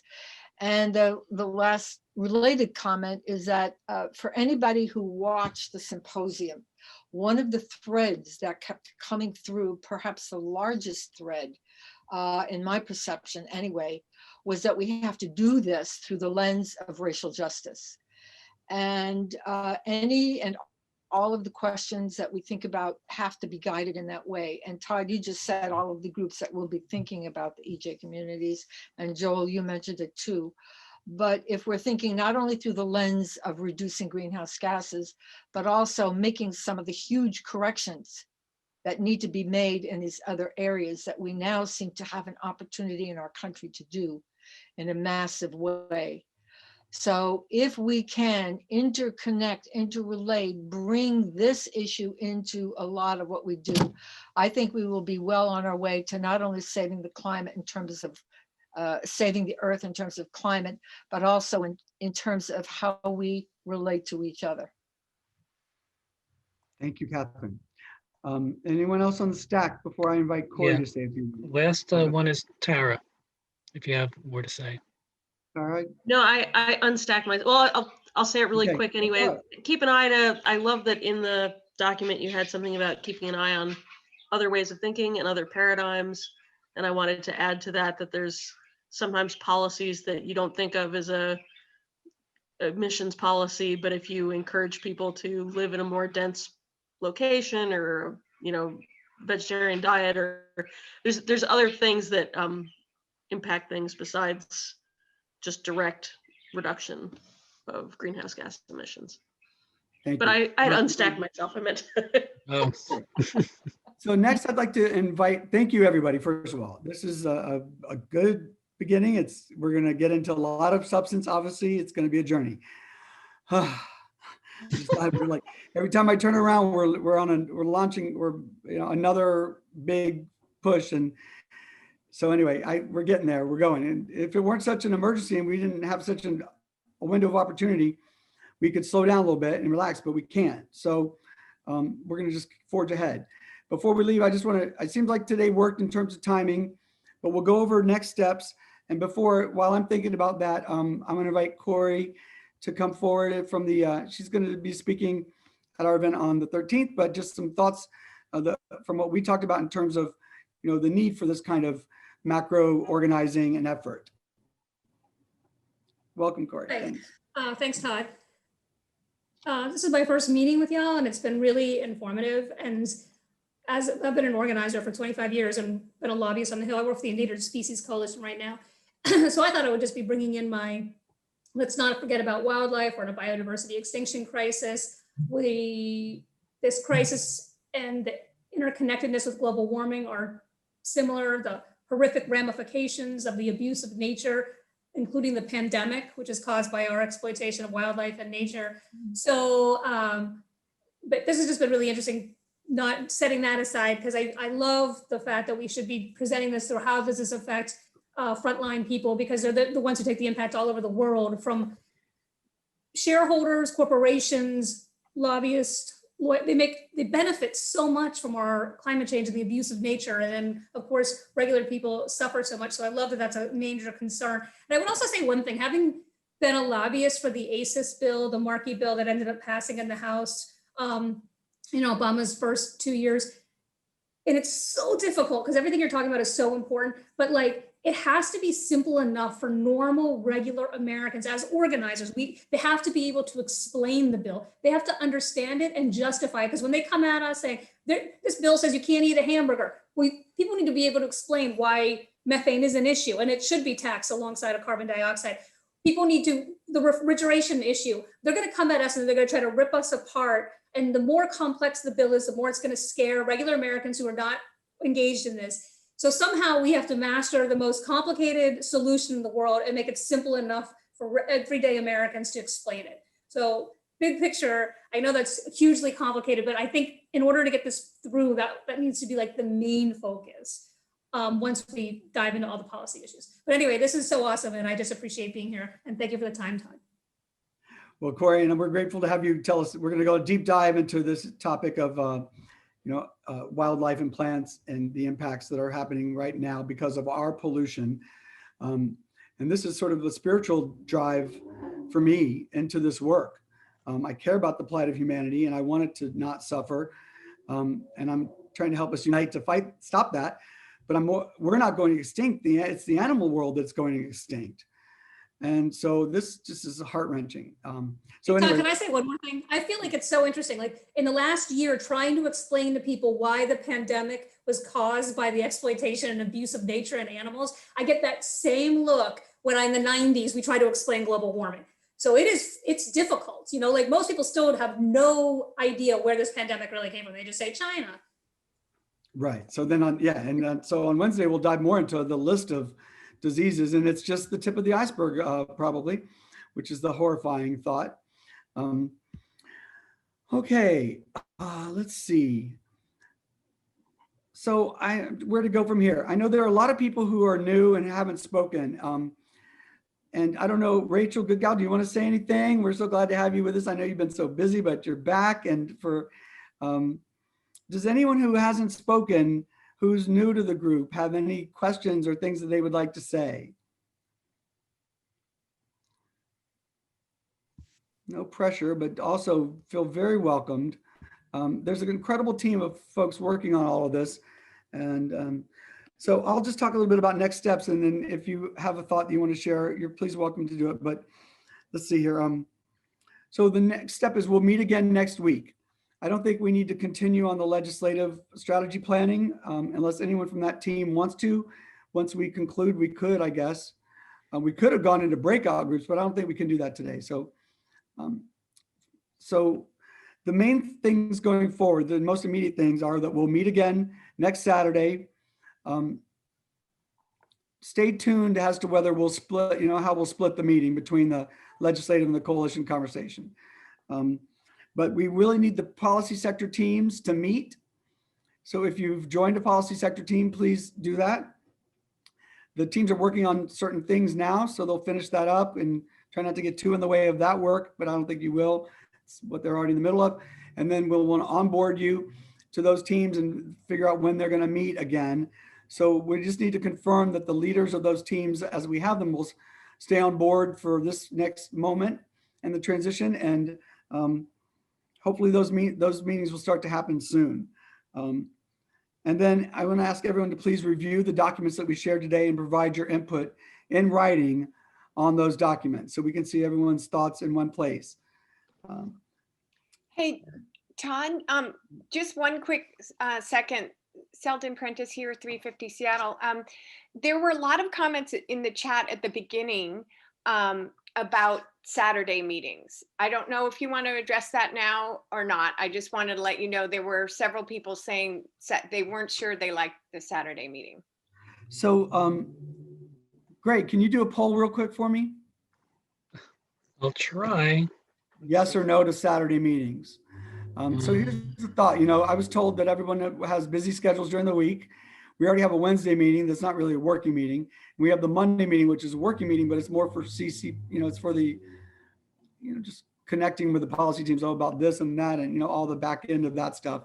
And so this meeting was designed because in 3 months, we plan to have a bill. And, I don't love it either because I'm headed south for a little while here. And I don't love that we have a Saturday afternoon meeting either. But they said we had to be in the afternoon because of the West Coast. And we already have those other meetings during the week. We could reschedule it to a weeknight thing probably. So it looks like Adopted District is going to be meeting on the second Monday. We haven't confirmed that that's going to be permanent. And then by the time we get to So to have a weekly meeting during the week would just require a whole nother scheduling effort. So let's just see with Greg's poll, if you can make Saturday, or if you want another day, I guess. And Okay. and I don't know how we'll manage that if that happens. I mean, with 50 people making it today, I don't love it either, but my perspective is, here, there's the polls up, everyone. This is an emergency and it's going to take a lot of day meetings. I mean, it's going to take a lot more meetings, and the policy sector teams are going to work. Are we really going to pass a climate bill in the next 2 years to save our planet? This is crunch time. So, I mean, if we have to work Saturdays and Sundays, I'm willing, because this is it. And people think we're going to lose the House in 22 and probably lose the Senate. So when you have a moonshot, you take it, right? When the orbits align. So we get 66-34. It's not an overwhelming endorsement of a Saturday meeting. We'll just keep a pulse on this and see if we can. I'm also thinking about the other meetings. I would love to condense meetings, maybe even eliminate the Wednesday meetings. But then how do we report back and keep the public informed, they don't want to come to these longer nitty-gritty meetings. So it's a little bit of a challenge to know exactly. So I think if we get into this over the next few weeks, we can figure it out. Let's do one more poll while we're here. For the people, would you want a Wednesday night meeting instead? Yes or no? Yeah. What was the question again, Todd? Would you like a Wednesday night meeting instead? Like 7, I guess. I just hate the late meetings. I'm so tired by then, and if we're going to really be doing, but the nitty gritty work is going to happen in the policy sector, frankly. And that's where all the collection and it's basically a data collection process, an input collection process. And then once we start to see the lay of that land, we could, and then hold weekend long meetings where we go through that, like we did with the digest, which took, here, I'm going to share the results for the first poll. And with the digest, we met for hours and hours once we had all the data collected and digested. So there will be a time coming late February, early March, where we're having all weekend meetings probably with all the sectors and discussing and going everything. Do Saturday meetings work for you? That's that one. So you have a new one coming? Yeah, I think I have to relaunch both of them. Okay. Do you want me to do anything or leave it alone? Oh, wait. Let me just see what this changes. Sorry, I just clicked. Okay. All right. So in the last piece of immediate next steps is just think about all the organizations that you're affiliated with that we should be involving in this conversations about this bill. And again, on that document page on the website, you can list those organizations and their websites and contact names, but basically just feel free to start reaching out. And there'll be a document where you can input ideas for that kind of thing beyond the form, but let's just use the form to streamline it. Can't think of anything immediate more. I still the same, Wednesday nights. Yes, 57. Oh no, wait, 53 to 47. So it's getting less on a Wednesday night. This frankly is the hardest part about organizing is for me. When the meeting, Hey, not the Todd. part. Yeah. Todd, this is Michael Malcolm. My Saturdays are normally spent getting ready for Sunday. And that's also the time that I spend with my family. If we did Saturday mornings, it would be better for me than doing Saturday evening. I like Saturday morning too, but the West Coast is noon morning for you or no? Noon would be fine. By the time 3 o'clock gets in, I'm trying to settle in. Absolutely, I understand entirely. Let's move it to noon. For now, do we have to poll that, everybody? Should we poll it? Greg, can you do one more poll? Another one, okay. Does noon on Saturday work for the Saturday people? And keep in mind, your policy sectors will work on different days. So these will be report backs, updates, logistical conversations. And don't forget policy sector teams, you want to designate 3 roles in each one of them. The admin for the list and team management, the legislative lead, and the coalition lead. And that's just as we're, channeling information through a little bit of a funnel. Because my biggest worry in my head is how are we going to keep the information flow manageable? So that's for that. So one more poll, does Saturday noon work for you? Well, that seems like a resounding, well, we'll see. It's too soon yet to tell, but it's off to a strong start. Is that Saturday Eastern Standard Time? Yes, so it'd be 9 a.m. in the West Coast. Okay. Jim, you have your hand raised. You want to say something? Me? Just want to Jim. follow up. I want to follow up on a comment that Todd made. I'm a retired geologist and have looked at miles and miles of rocks. Generally, a major climate change event, the dominant species that occurred before the climate change event in the rocks is not the dominant species after the event. And you know who the dominant species is now. So I would worry about mankind's extinction. Well, yeah. Thank you for reminding us of that, of course, because the fundamentals, the biodiversity, the destruction of where we've grown food for, since our entire evolution, all of these things are in jeopardy. So you're right, the fundamentals of human life are at stake as well. But I'm more sad about the animals. No, I'm just kidding. I'm sorry. Is everyone going to be mad at me for saying that? That's terrible, isn't it? I probably just lost everybody. All right. Well, truth be told, we're going to be doing lots of truth telling around here. Our 85% won on at noon. So, and don't forget, these are just check-ins now. We'll still figure out what the content of them are going to be because the legislative working group is really the policy sector teams effectively. The legislative director and policy team, which Reverend Malcolm, you might be on more in terms of like the nitty gritty substantive work, that will decide when to meet on its own. So, but we do love having you here too for now. And we definitely need more environmental justice organizations at this level of our organizing, sending representatives. So we'll be working on that piece of it as well. And if you could help with that, of course, that would be wonderful. All right, and that's true for everybody. Find the groups that work in these areas.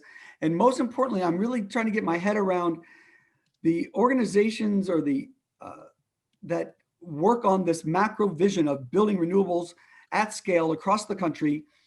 Where are those plans and those think tanks and those advocacy organizations? Are they the business advocacy organizations from the environment, from renewable energy groups? I mean, the people who are going to save us are going to, who are going to build the next generation, they need to be in this process. So we make sure that the plan part of the bill is, going to actually work. And that's true of local communities and state plans as well, that the interface is all going to work. Because we're not doing this as an academic exercise. We want to know that what we're going to do is going to work. And that'll be critical to have those level of details for MIT to be able to do the greenhouse gas assessment. Can't just throw a bunch of money at something. You have to have a plan because otherwise you don't know the timeline. And the timeline is everything, as everyone's saying. All right, everybody. Well, unless anyone's dying to stay on more today, can't imagine that we would be. I just want to say that some folks just got on. I don't know if they're expecting to show up for the second meeting, or maybe you should talk about that. Oh gosh. Okay. Flood. Hi, Flood. My bad. Hi. We just did the whole meeting. It started at 3 instead of the later. So, oh shoot. Who else is here that's new? Flood and anyone else? Brand new? Douglas? I'm here. Mark. Yeah. And it's not a problem if you guys have done stuff. The meeting is, they're both the same link, huh? Well, yeah, I know. And that's my bad. I set out I thought I got it too complicated, and then I'm like, oh, I should streamline this. And then it's still too complicated. So I'm sorry about that. And then as I was preparing for it, and I did these documents, it just made sense for us to all try to get on the same wavelength on the full picture first. And then, the next meeting dive into more details in each, the two pieces, the network and the legislative process. So the good news is that this whole meeting is recorded. So what I'll do is we'll conclude the meeting. I'll stay on with the folks who just got here. And that way we can just chat a little bit and get up to speed. And anyone else who wants to stay on for a little bit, you know how we do sometimes after these meetings, since we managed to get together, if you have burning questions or things you want to talk about that you didn't want to talk about in front of the group, we can do that for a little while. And that'll sort of make up for our other. So anyone who just arrived, please stay. We'll talk. I'll bring you up to speed a little bit and we'll get your input on things. And then I'll give you the recording. You can listen to it all, of course. The recording will be up on our YouTube channel pretty quickly. These things are happening. The next meeting, I think we should convene together again at the next meeting at noon on Saturdays. So noon on Saturdays is the new meeting time for this group until further notice. Which time zone is that? Noon? Eastern, sorry, Eastern. So it's 11 o'clock Central. Probably. I get so confused about all that. Yeah. All right, everyone. Well, thank you so much for this first deep dive. We're tackling a ridiculously ambitious agenda and goal, but it's the missing piece, It's really the missing piece. So we're not doing it willy-nilly. Strategically, this is what's missing in the movement: a comprehensive bill and a nationwide coalition at the grassroots level, and then a coalition of coalitions at the top level. So, and everyone seems to be agreeing along those big ideas, which is huge progress in and of itself, believe it or not, as you're trying to steer huge ships like this. So yes, the 5 to 6:30 was supposed to be on coalition building. I just covered a lot of that, but we'll go into that. So thank you everybody for being here. Feel free to hang out if you want, and we'll go a little bit more informal. We're gonna do some exciting stuff today. This is it, it's game on for the next 2 years. We will know at the end of next year whether we have saved or turned the corner and saving ourselves, all the planets, and this incredible paradise that we call home. So thank you for joining in this journey. It's very appreciated. And we couldn't really have a better group of people. That is for sure. We're all over the place and we got passion on every front. So that's really those are the building blocks. So again, thank you all. Bye-bye, and stay if you'd like.